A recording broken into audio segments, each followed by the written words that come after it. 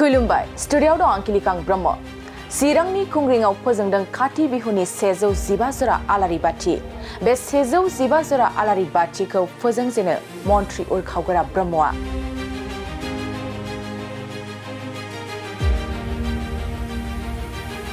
थांनाय मोनायाव रायजो नाङै गुबुन गुबुन जिल्ला आरो ओनसोलफ्राव काति बिहुखौ सोमखोर माइ आबादथिलियाव आलारि बाथि फोजोंनानै समायना खालामनानै फालिनाय जायो।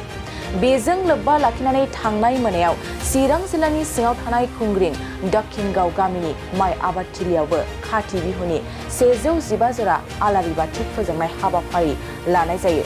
मख'नो गोनांदि थांनाय मोनानि बे काति फोरबो एबा काति बिहुनि गिबि आलारि बाथिखौ फोजोंजेनो आसामनि मन्त्रि उरखावगोरा ब्रह्म आरो बिटिआरनि मावफुं सोद्रोमा रन्जित बसुमतारिया बेनि उनाव लोगो लोगो खुंग्रिं ओनसोलनि रायजो राजायाबो फारियै आलारि बाथिखौ फोजोंनानै खुंग्रिं दक्षिणगाव गामिनि सोमखोर माइ फोथारखौ समायना खालामो।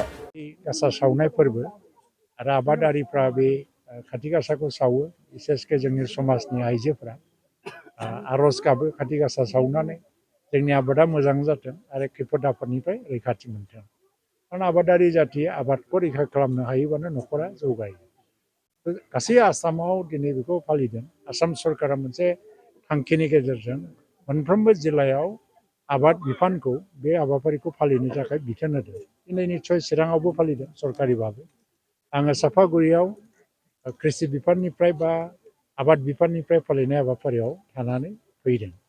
दा बियो जोंनि मोनसे हारिमु आरो दोरोंजों सोमोन्दो दङ। मोनसे समाव जों मानसिफ्रा हयथ' बांद्राय मेटेरियेलिस्टिक जालांदों, हारिमु दोरोंखौ जोङो बावलांदों। लासै लासै नाथाय जोंनि दा गोदान जोलैफ्रा बाहेरायाव फरायहैनानै दुनियाखौ नुबोदों जे गावबा गावनि हारिमु आरो दोरोंखौ लानानै बेसेबां कनसियास दुनियाया। दा बैसागुआबो बिदिनो जोंनि हारिमु दोरोंजों सोमोन्दो दं। दमासियाबो दं, खाथि गासा सावनायाबो दङ।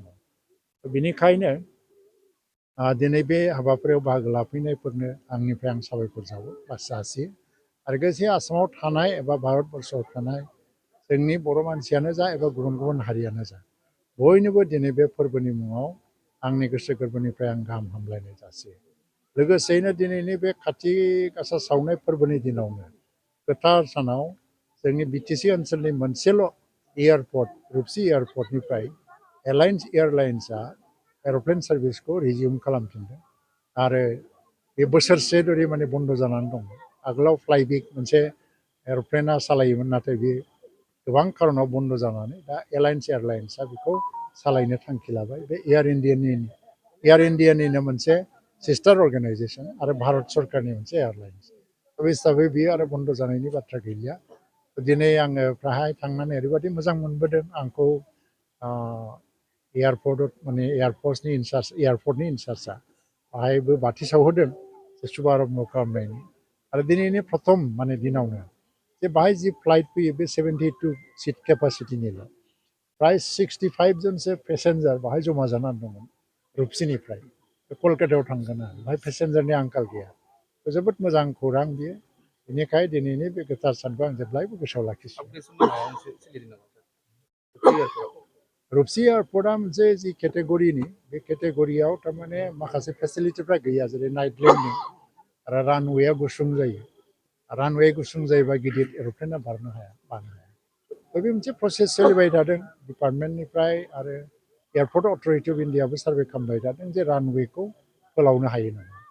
एटलिस्ट 1200 मिटार्स गोलाव जायोबा गिदिर फ्लाइटखौ बानो हायो। दासिमाव जोंहा 800 दङ आरो 800आबो कमप्लिटलि जोङो रानवेखौ बाहायजोबनो हाया। दिनै मोनसे फग जादोंमोन खुवा आरो बाहाय एर'प्लेनखौ नुवा जादों। दा बेनि थाखाय बानायाबो लेट जादों। जेब्लानाखि जोंना बे रानवेया खुब आपग्रेडेड जागोन, हाइटेक जागोन, अब्ला एफा एनै खुवाया बाहाय जेबो बादा होनाय नङा। बिनि मोनसे प्लेनिंआ सोलिबाय थादों। बर' समाजाव मोनथाम फोरबो दङ, बैसागु, दमासि आरो काति गासा फोरबो।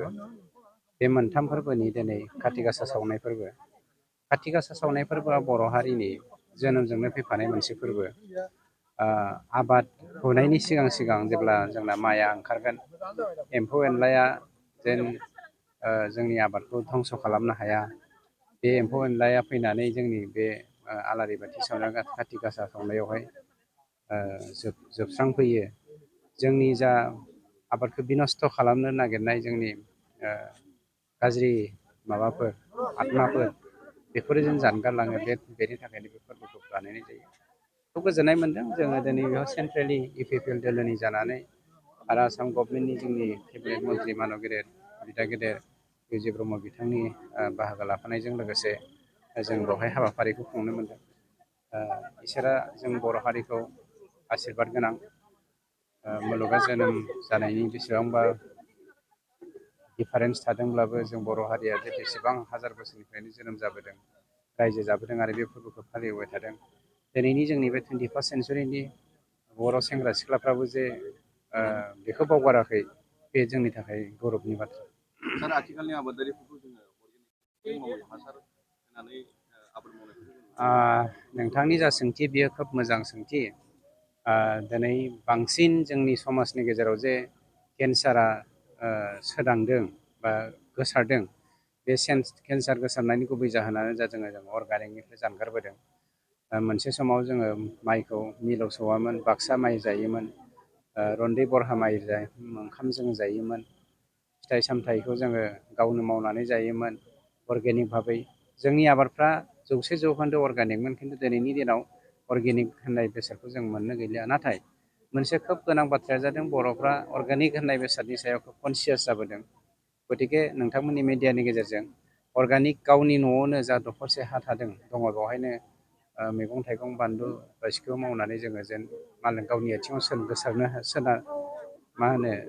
गसंनानै थानो हायो बा सोनारनो हायो। बेफोरबायदि आसा खालामनानै आं दिनैनि बे फोरबोनि गेजेरजों नोंथांमोननि मिडियानि गेजेरजों